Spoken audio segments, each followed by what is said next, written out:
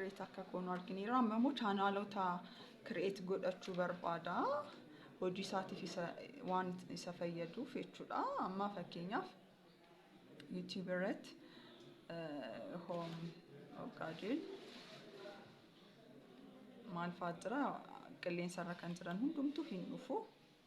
Kunoo asitti create channel ishee jettuun click godha.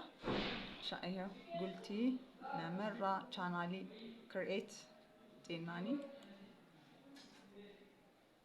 Chanalii metaasaa uumachuu danda'a. Kunoo viidiyoota kana dura homaa hin hojjetanii garuu kana booddee hojjetee hojii isaatiif oolchuu danda'a.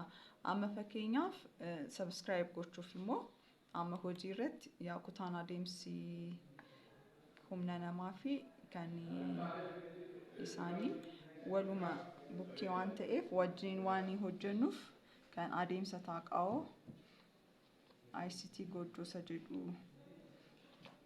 asirratti taa'ee yoo waame amma fakkeenyaaf kan koos badaa hojjechaa waan jirreef jechuudha. Jalqaba waan ta'eef ICT godhuu YouTube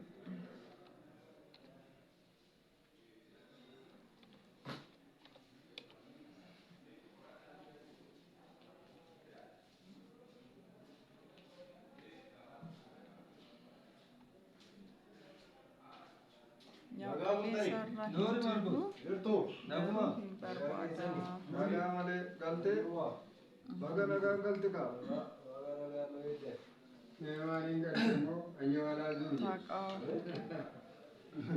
duubatti deebi'aan keenya maal ta'e wayi deebi'ee immoo kamtu keessammoo keessanii deebi'oo ammas deebi'ee nama gadi lagatti seeraa jiru qulqulleessee hojjetu baaganii amma kalleen keessa.